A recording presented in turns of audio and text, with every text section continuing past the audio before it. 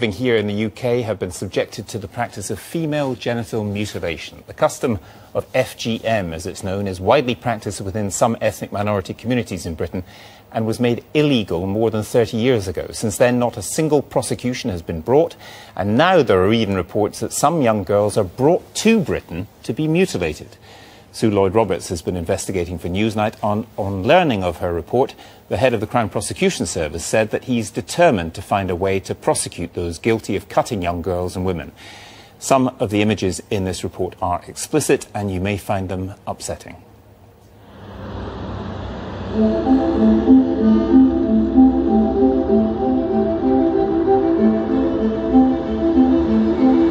Parliament outlawed female genital mutilation nearly 30 years ago. Specialist units were set up at major hospitals throughout the country to help those already mutilated. Later, it was made an offence to take a British-born girl abroad for the purposes of mutilation. And yet, thousands of girls in the UK today are still at risk. Legs were spread and I just thought, this is not right. And then I just felt this pain. I remember just screaming, and I think everyone was just shocked because it's like I had like 50 pairs of hands just cover my mouth, my nose, and I was fighting. I remember just fighting. I can hear it, the sound, just the cutting. Is that they will use Emma explains she was 14 when she was taken from Brixton to Sierra Leone to be cut. She's at the FGM clinic at St Thomas's because she's about to get married and she's worried. I realised that a part of me was missing. Then I started to feel very different from everybody else. So if I'm with all my girlfriends, I feel different. You know, there's certain things that they can feel that I may never get to experience.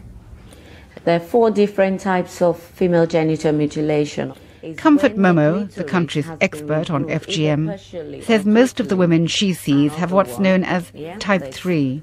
This is a typical example of type 3. As you can see here, the clitoris is missing here, and the closure here, and leaving a small opening there. Out of which urine, menstrual blood, everything has to come out. Has to come out. And also even having sexual intercourse will be so painful. And in some women, or for some women, to achieve penetration can take up to 6 months, unfortunately.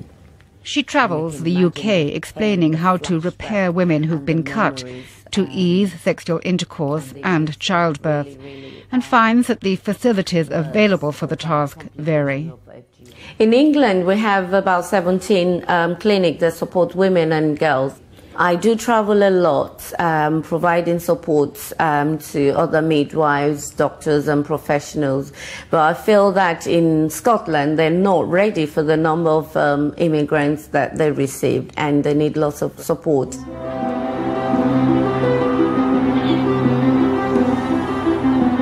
Scotland's experience with communities who practice FGM is very new. It was only 10 years ago, with the government's refugee dispersal policy, that the tower blocks of Glasgow filled with new immigrants from those countries, like Somalia, where women are routinely mutilated in the name of purification, to ensure that they experience no sexual pleasure. Having intercourse was more painful than giving birth. I did shout and scream, but he didn't care. All he wanted to know was if I'm a virgin or not. The Africans, some of them believe it is something that should be done. Like every woman needs to be circumcised. Others don't believe in it.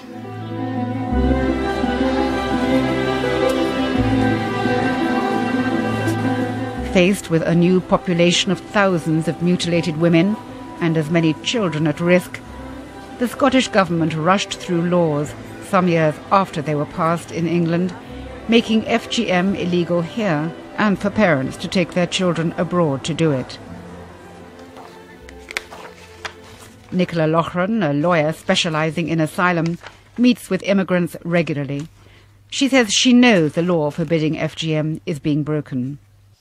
We cannot assume that it suddenly stops when a family crosses a border, that they suddenly lose their culture of centuries and they suddenly become British in their way of thinking and in their attitude to their daughters, in their attitude to virginity, monogamy, cleanliness, all reasons, all stated reasons for continuing circumcision in girls. And do they know the law? Do they know it's illegal in this country? No, I don't think so. People need to know that the law is going to be enforced.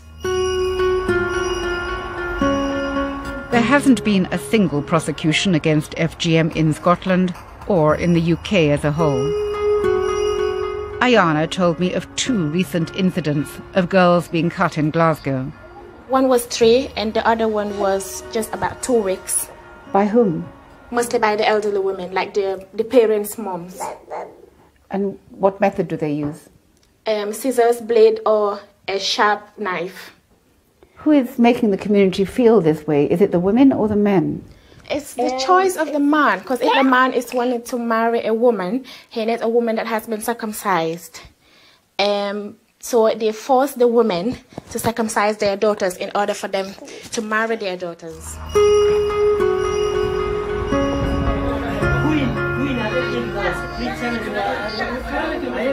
What do the men say? In a local hangout for Somali men, I asked them, do they really want their women mutilated? No, most of them said, it's their mothers who want it. No, the women, the mother of the children, they do their children. Others said they didn't much care either way. People, if you want to do it, you can do it. If you don't want it, you don't do it. You wonder why the 2 sexes don't talk to one another. Some mothers, they cannot speak English and they cannot understand. A group of Somali women, all of whom have been cut, said they wish the authorities would do more to help by getting the anti-FGM message across. If the authorities can help us to make these people to stop it, I'll be very happy. Well, since I came here, I've never heard about it. I've only have 2 years in this country. I've never heard of this. They need classes telling what happened, what's right, what's wrong.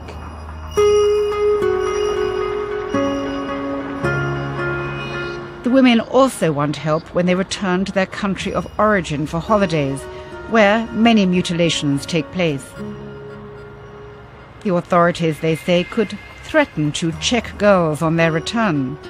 It's dangerous if families goes back to Africa because the child will spend time with the grannies more than you. They may take your daughter. It's nothing you can do about it. All they will tell you, they have done it, that's it, that's it.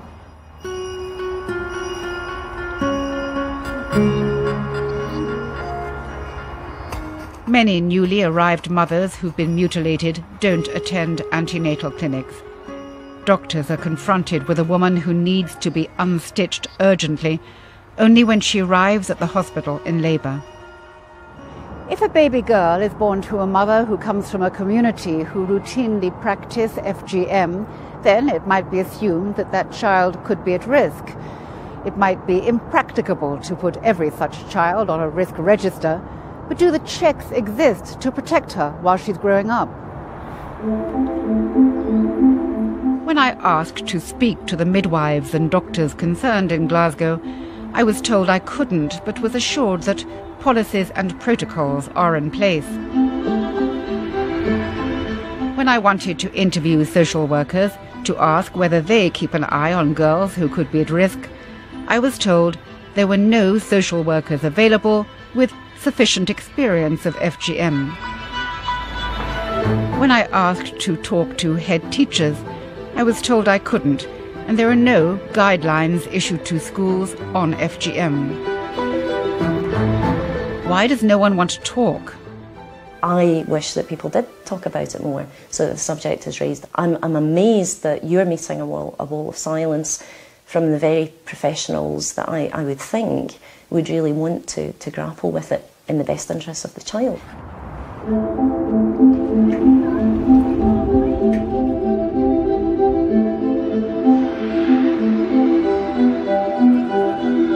Is the situation any better across the border in England, where laws against FGM were introduced back in the 1980s? Do you feel much the same? A lot of people thought it was taboo. A lot of people would be like, you know, it's women's bits. You shouldn't really be talking about that in public. A group of schoolgirls here in Bristol are so frustrated by the way people don't talk about FGM that they've made their own film.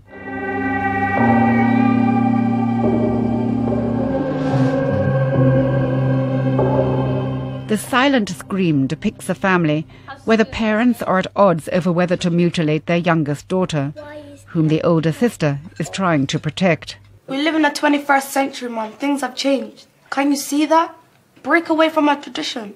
Who will want to marry Samira if she doesn't? Men don't want it. That's what you say. Tradition is everything.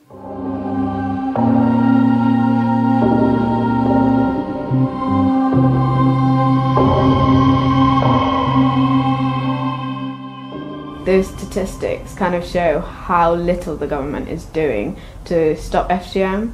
I mean, they're so terrified and they're using cultural sensitivity as a barrier to stop themselves from really doing anything. What would you do if the girl had blue eyes and blonde hair? Would FGM still be carrying on in the UK? Do you have a message for David Cameron?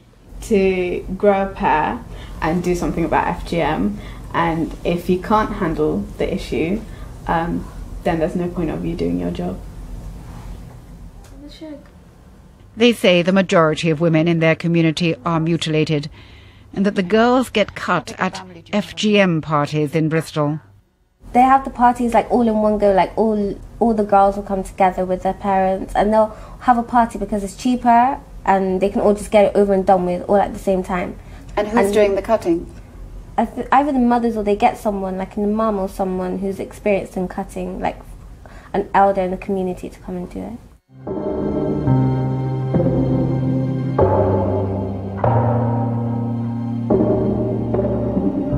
Their film ends with the fact that everyone finds bewildering. At Scotland Yard, they say they've had 82 incidents of FGM reported to them. Why don't they prosecute? I'm not necessarily sure that the availability of a stronger set or a stronger sense of the likelihood of being prosecuted will necessarily change it for the better.